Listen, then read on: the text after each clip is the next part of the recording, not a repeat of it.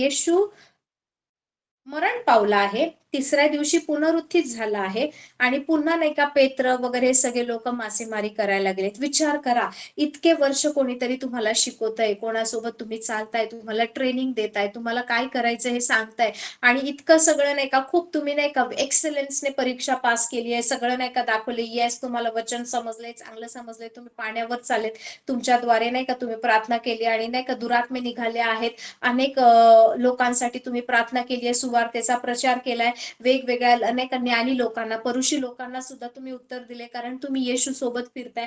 पण आता तुमच्या सोबत मेंढपाळ नाहीये, येशू नाही, आणि आता सडनली ह्या सगळ्या गोष्टी नाही का तुम्ही बंद करताय आणि पुन्हा माघार घेताय, पुन्हा तुम्ही नाही का तेच जुनं लाईफस्टाईल, तीच जुनी जीवनशैली, पुन्हा मासे धरायला जाताय. तुम्हाला माहिती येशू आता पुनरुत्थित झाला आहे, येशू त्या गौरवी सिंहासनावर आहे, त्या मध्ये आहे, परंतु ह्या लोकांना मागे जाताना बघून पुन्हा येशूला यावं लागतं. बायबल सांगतात 40 दिवस, ओके, पुनरुत्थित झाल्यानंतर तिसऱ्या दिवसापासून 40 दिवस पर्यंत प्रभू येशू ख्रिस्त, पुनरुत्थित झालेला येशू या सगळ्यांना दर्शन देतोय, या सगळ्यांशी बोलतोय, यांना बोध करतोय. Praise the Lord.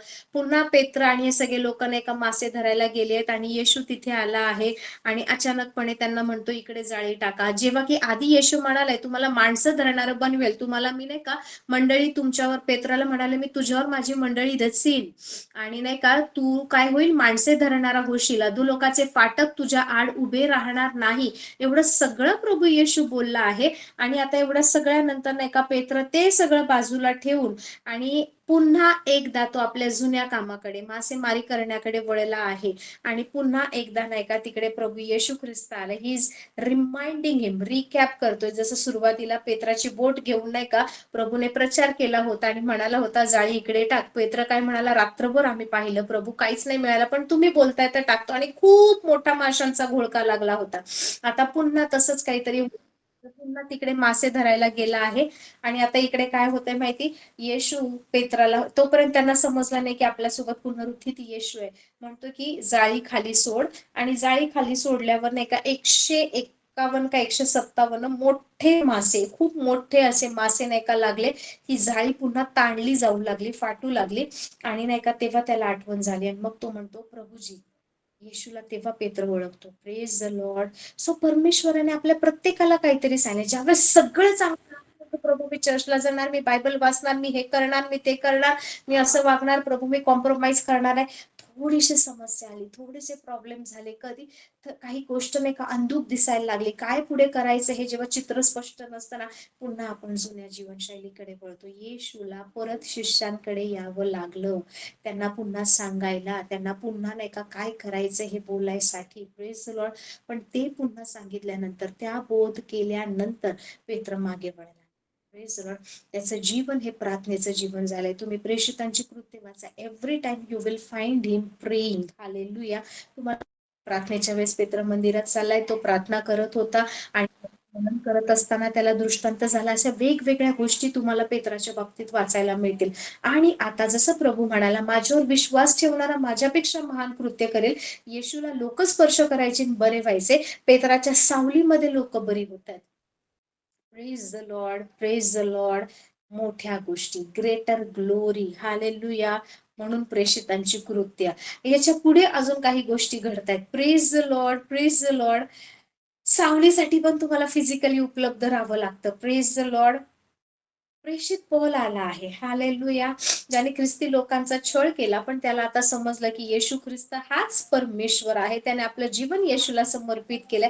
हा त्याच्याही पुढे गेला. ह्याचं प्रेषित पॉल जो आहे ना, हा इतका अति प्रार्थना करणारा व्यक्ती आहे. एव्हरी टाइम प्रेयर टंग, प्रेयर टंग, प्रेयर टंग. त्याला झोपणं, उठणं, बसणं माहिती आहे, स्तुती आराधना, प्रार्थना, अन्य भाषेत बोलणं, याच गोष्टी त्याला माहिती आहेत. आणि इथे जा, तिथे जा, सुवार्ता सांगा. तो म्हणतो मी येशू ख्रिस्ताचा बंदीवान आहे, मी बंदीवान आहे. जो एखादा व्यक्ती जेलमध्ये असतो, जो कोणाचा तरी गुलाम असतो, जो कोणाचा सेवक असतो, त्याला स्वतःच स्वातंत्र्य नसतं.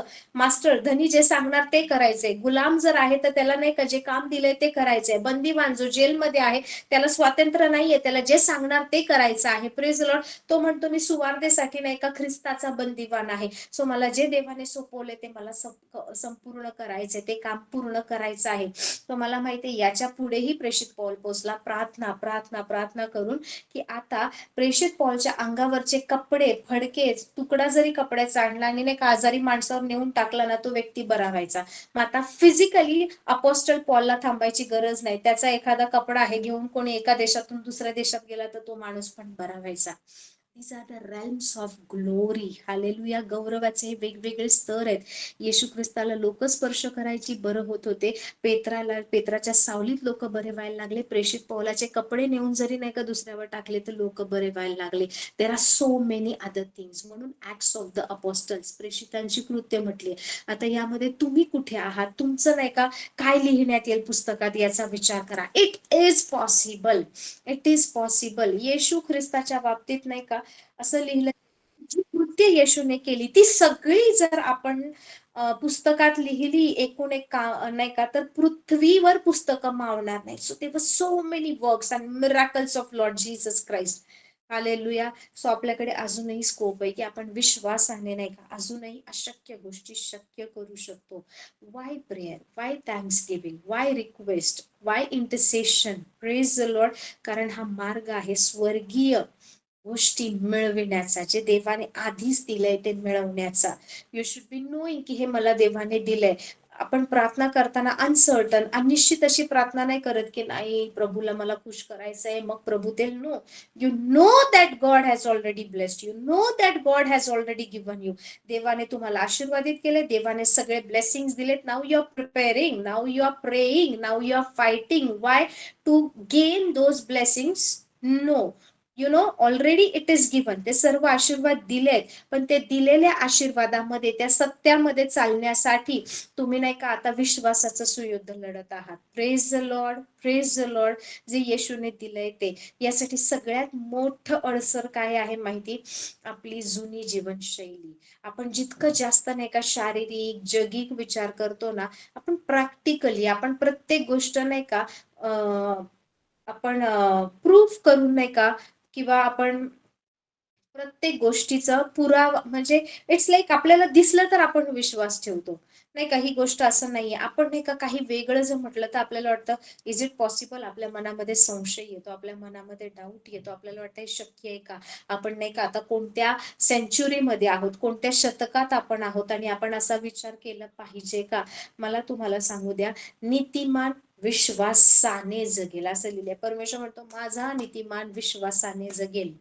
Praise the Lord. सो जर तुम्हाला देवापासून नाही का त्या गोष्टी मिळवून जर चालायचे ज्याविषयी बायबल बोलत आहे, तर तुम्हाला विश्वासानेच प्रवेश करावा लागणार. म्हणून तुम्हाला प्रार्थना करताना आभार प्रदर्शनाचं करायची, हे जाणून की परमेश्वराने आपल्याला या गोष्टी दिल्या आहेत. येस, यू आस्क, तुम्ही मागा, तुम्ही विनंती करा, परंतु हे जाणून घ्या की हे देवाने दिले. हे विश्वासाचं सुयुद्ध आहे. Praise the Lord, praise the Lord.